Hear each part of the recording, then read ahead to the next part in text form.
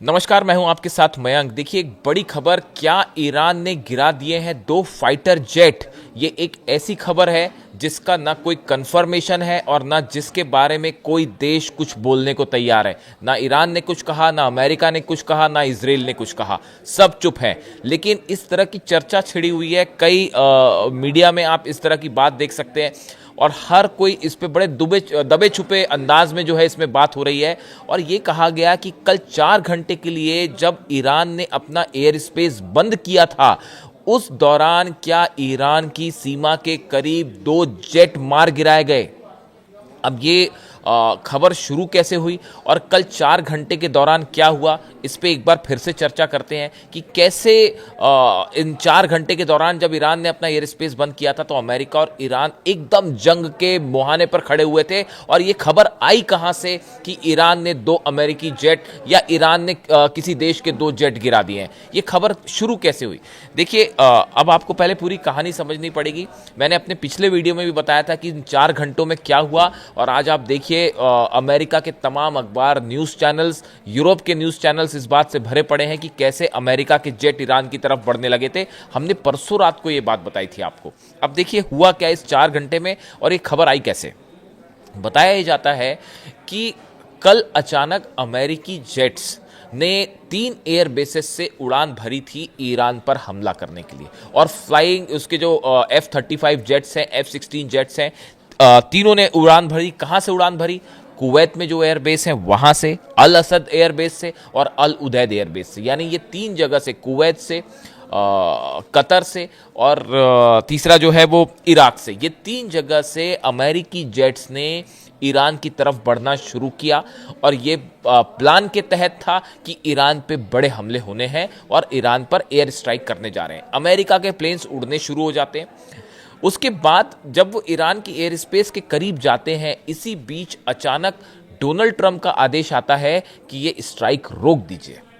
और ये जितने अमेरिकन प्लेन्स उड़ रहे थे ये सब के सब वापस लौटने शुरू हो जाते हैं। और ये वही टाइम है जैसे ही ये खबर आई कि ईरान की दिशा में अमेरिकी प्लेन्स बढ़ने शुरू हो गए हैं, ईरान ने फौरन अपना एयर स्पेस बंद कर दिया। करीब 4 घंटे तक कल आपने नोटिस किया होगा ईरान का एयर स्पेस बंद था, जिसकी बड़ी चर्चा हुई।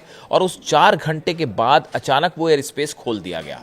देखिए ये बड़ा नोटिसेबल होता है। जो वॉर इंडस्ट्री होती है वो हर चीज़ को बड़ी माइन्यूटली फॉलो करती है। मैंने भी हर चीज़ को बड़ी माइन्यूटली फॉलो किया कि 4 घंटे में क्या हुआ। अब ये खबर तो कंफर्म है साहब कि ये 3 जगह से अमेरिकी जेट्स उड़े थे ईरान पर एयर स्ट्राइक करने के लिए। ट्रंप ने एंड टाइम पे आदेश दिया और वो वापस लौट गए। अब देखिए हुआ क्या, आखिर ये ट्रंप ने आदेश क्यों दिया। अब इसी बीच खबरें ये आने लगी कई जगह से, जो है इस तरह की चर्चाएं। मेरे पास कल कई लोगों के फोन आए कि क्या वाकई ऐसा है। और कई सारे इस तरह की जो है वेबसाइट्स पे इस तरह की बातें आई सामने कि ऐसा बताया जा रहा है कि ईरान के बॉर्डर पर, जो कि इराक से लगता है, वहां पे कल 2 प्लेन्स गिराए गए।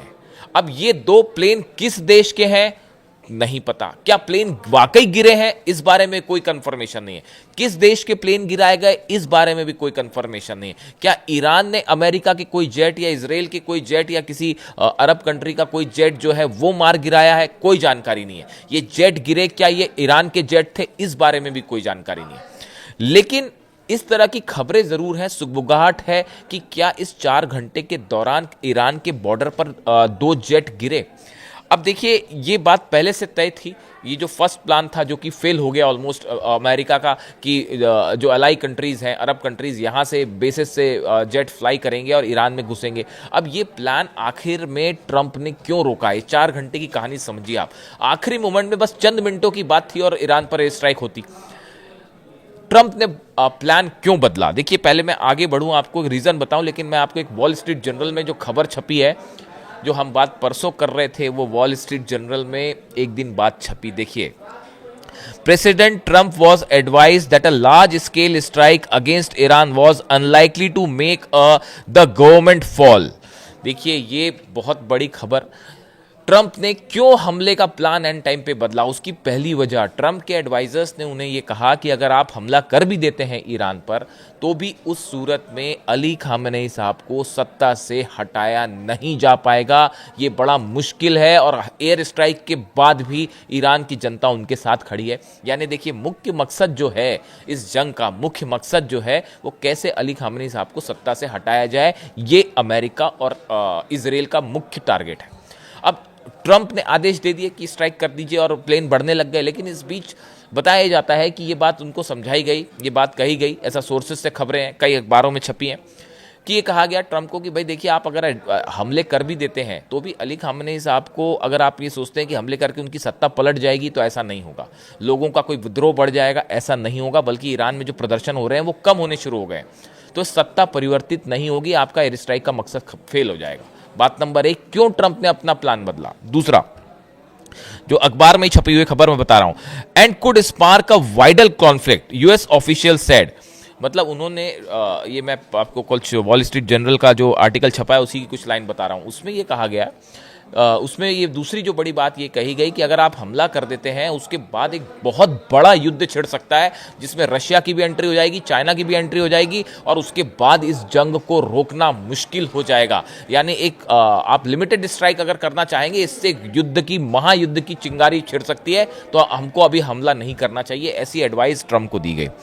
इसके अलावा जो बात कही गई, तीसरी जो बड़ी वजह थी, ये कहा जा रहा था कि अगर ईरान की तरफ से ये स्टैंड बिल्कुल पोस्चर रेडी था कि अगर एक भी हमला होता है ईरान पर, उसका पहला नतीजा ये होगा कि इजराइल पर जो है वो 750 मिसाइल्स एट ए गो फायर कर दी जाएंगी, कि बिल्कुल तुरंत आपने स्ट्राइक करी और आपको तो जवाब देंगे, ये 700 मिसाइल चली तेल अवीव की तरफ। और इसके लिए नेतन्याहू तैयार नहीं थे, इसके लिए इजराइल तैयार नहीं है, इजराइल का डिफेंस सिस्टम तैयार नहीं है, ये सब जान रहे हैं हम, इसमें कोई छुपी हुई बात नहीं है।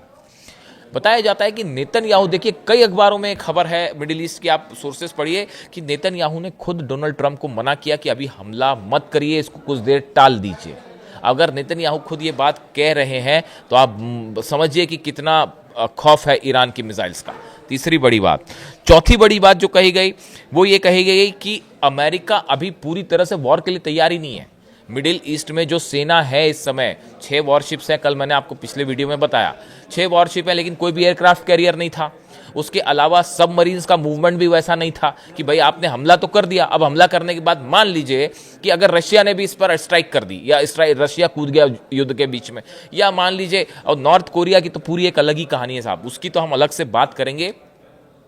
नॉर्थ कोरिया ने तो सीधा सीधा कह दिया कि ईरान को अगर छुआ तो मैं जो है मिसाइल मार दूंगा सीधा अमेरिका के ऊपर और न्यूक्लियर वॉर कर देंगे। वो तो वो एक अपना, वो अपनी अलग धुन में वो बात ही नहीं करते, वो सीधा मिसाइल से जवाब देते हैं। तो नॉर्थ कोरिया ने तो ये कह दिया, उसके लिए मैं एक अलग वीडियो करूंगा।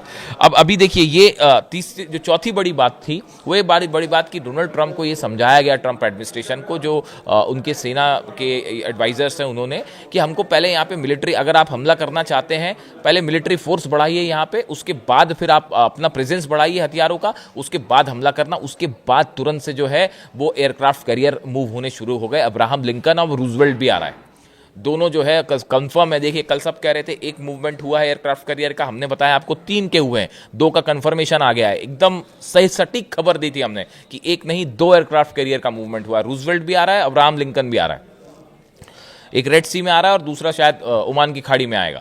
अब देखिए हो ये रहा है कि एयरक्राफ्ट कैरियर इसी फैसले के बाद कि अभी सेना कम है, हमला करेंगे तो कहीं लेने के देने ना पड़ जाए, तो वो उसने तैनात कर रखी 500 खैबर मिसाइल ने, तो वो एयरक्राफ्ट कैरियर बुलाने का फैसला हुआ। चौथी वजह कि ट्रंप ने आखिरी समय में फैसला क्यों डाला। 5वीं बड़ी वजह, यूएई, दुबई, बहरीन, कतर, दोहा, जॉर्डन, इन सब ने जो है, इन सब देशों ने ये कहा डोनाल्ड ट्रंप को, अमेरिका को ये संदेश दिया कि देखिए आप हमले करना करिए, हम अपने जेट्स नहीं देंगे ईरान के खिलाफ। ये ईरान की बहुत बड़ी डिप्लोमेटिक जीत है, बहुत बड़ी डिप्लोमेटिक जीत है ये। पहला मौका अभी तक हमने, देखिए आपने जब भी देखा होगा कि जब भी हमले हुए ईरान पे तो जो अरब कंट्रीज के बेसिस हैं ये तो है ही अमेरिका के, कोलैबोरेशन है उनका, और वो बेसिस का बड़ी आसानी से वो इस्तेमाल करते हैं, जब चाहते हैं वहाँ हमले करते हैं। लेकिन इस बार अरब कंट्रीज ने कहा अपना, उन्होंने एक असहमति जताई कि भाई हम नहीं चाहते आप ईरान पर हमला करें। ये बड़ी जीत है ईरान की। Middle east, the king of middle east ऐसे नहीं कहा जा रहा ईरान को। एक अकेला देश दुनिया भर के देशों से पंगा ले रहा, बड़ी बड़ी महाशक्तियों से लड़ रहा है, तो कोई तो वजह होगी। पांचवी बड़ी वजह, अरब देशों को भी ये बात समझ आने लगी कि भैया कोई फायदा नहीं है इनसे जंग करने का, ये हारते वारते हैं नहीं। ये ईरान हारने वाला देश ही नहीं है, वो लड़ रहा है, लड़ता रहेगा। वो क्या होगा, आप एयर स्ट्राइक करेंगे, कुछ कैजुअलिटी होगी, उधर से फिर तैयारी पिछली बार से जबरदस्त है, उधर से वो मिसाइल मारेगा। आप ग्राउंड ऑपरेशन कर लोगे, आरजीसी के 5 लाख सैनिक तैयार खड़े हैं, होगी जबरदस्त जंग। उसके बाद क्या होगा, अमेरिका, रूस और चीन चुप थोड़ी ना बैठने वाले। तो ये हालात बिगड़ जाएंगे। ये बात समझाई गई डोनाल्ड ट्रंप को कि अरब देश भी इसके लिए राजी नहीं है, इजराइल भी अभी पूरी तरह से तैयार नहीं है। तो ये 5-6 बड़ी वजह, और सबसे बड़ी वजह, छठी वजह, ये जो खबरें आई खैबर मिसाइल्स वाली, ये एक्चुअली कंफर्म हो गई खबरें कि बड़ी सारी मिसाइल्स जो हैं वो अमेरिका के इन देशों में जितने बेसेस हैं सब पे तैनात हैं, पिन पॉइंटेड, कि आपने हमला किया और ये मिसाइल चली अल उदैद बेस, ये चली अल असद बेस, और ये जो है चली कुवैत। तो अब ऐसे में ये है समस्या कि भाई इन सब देशों के क्या मिसाइल डिफेंस सिस्टम एक्टिव हैं, कोऑर्डिनेटेड पोर्शन। आप देखिए होता क्या है, जब वॉर होता है और कई देश मिलकर जब एक देश पर अटैक करते हैं तो ये प्लान तैयारी, इसके लिए बड़ी बैठकें चली पिछले 5 दिन में। मैं आपको बताऊं, अरब देशों के बीच में और अमेरिका के जो मिलिट्री एक्सपर्ट्स हैं इनके बीच में बड़ी बैठकें हुई कि भाई ईरान की अगर मिसाइल्स आ गई तो उसको कौन रखेगा। जो मिसाइल दुबई की तरफ, जो मिसाइल सऊदी की तरफ जाएगी उसको कौन रोकेगा। जो मिसाइल जो है वो अल उदैद बेस की तरफ जाएगी उसको कैसे जाम करना है। इराक पर मिसाइल गिरेगी उसको कैसे जाम करना है बेस पे। इजराइल की तरफ जाएंगी उसको कैसे जाम करना है। तो बात ये निकल के आई कि भैया ये तो बड़ा मुश्किल हो जाएगा कि अगर मिसाइल्स नहीं रोकी गई तो आप देखिए पिछली बार वो अल उदैद एयरबेस पर गिरी ना आखिर मिसाइल्स, ईरान की अमेरिकन बेसिस पे गिरी मिसाइल, और वो पहले कहा गया कुछ नहीं हुआ कुछ नहीं हुआ, बाद में पता चला पूरा कम्युनिकेशन सेंटर ही उड़ा दिया था उन्होंने। तो ये बड़ा मुश्किल होता है डिफेंस सिस्टम को 3-4 देशों के बीच में कोऑर्डिनेट करना, और वाकई अगर 1000 मिसाइल दाग दी ईरान ने तो क्या होगा।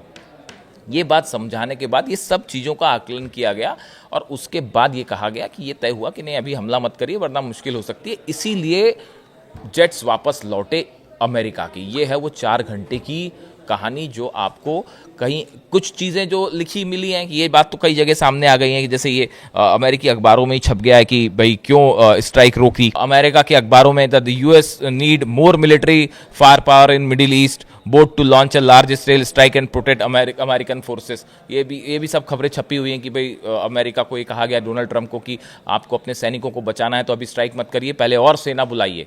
तो देखिए अब कुल मिला के बात ये है कि अमेरिका फिर से हमला कर सकता है। कई सारे लोगों ने ये बात कही, कई लोग मुझसे पूछ भी रहे हैं, कई लोगों के कमेंट आ गए कि कल डोनाल्ड ट्रंप ने अचानक ये बयान आया। देखिए जब ये फाइटर प्लेन्स वापस आ गए उसके बाद अब ये बात तो तय थी कि ये खबर सब जगह जानी है, तो फिर डोनाल्ड ट्रंप की तरफ से एक बयान आया, अमेरिका की तरफ से एक पोस्टर लिया गया कि भाई ऐसा है कि ईरान ने अपनी फांसी रोक दी है, इसीलिए हम जो है अभी अब देख रहे हैं उसको कि ईरान ने फांसी रोक दी है। इस तरह का बयान आया, शायद इस बात को ध्यान में रखते हुए कि भाई हमने तो प्लेन भेज दिए थे लेकिन फिर हम हमला नहीं कर पाए, वापस आए तो कहीं शर्मिंदगी ना हो, इसलिए क्या इस तरह का बयान दिया गया। कुछ लोगों की ये भी राय है डिफेंस एक्सपर्ट्स की कि ये जो बयान के पीछे की वजह ये थी कि हाँ ईरान ने फांसी रोक दी है, यानी ट्रंप की तरफ से जो एक टेंशन को कम करने की कोशिश थी वो शायद ये शर्मिंदगी से बचने की कोशिश थी। कई डिप्लोमेटिक एक्सपर्ट्स जो है इस तरह की बात करते हैं। लेकिन अब देखिए ये तो कहानी, अब इसी बीच ये जो खबर चली कि 2 प्लेन डाउन हो गए हैं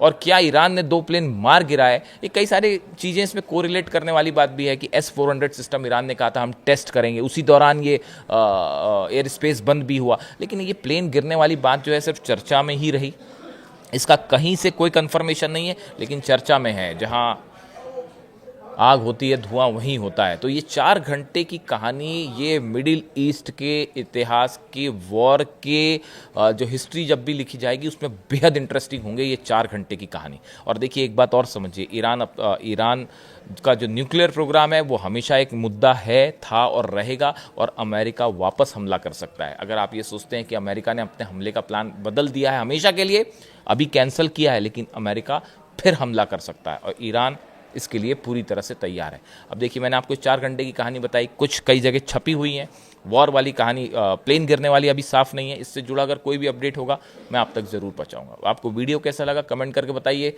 मैं आपके सारे कमेंट्स पढ़ता हूं। जितने देशों से कमेंट आ रहे हैं मैं सारे पढ़ता हूं, सबका जवाब नहीं दे पाता कई बार टाइम की वजह से, लेकिन पढ़ता जरूर हूँ। Thank you so much.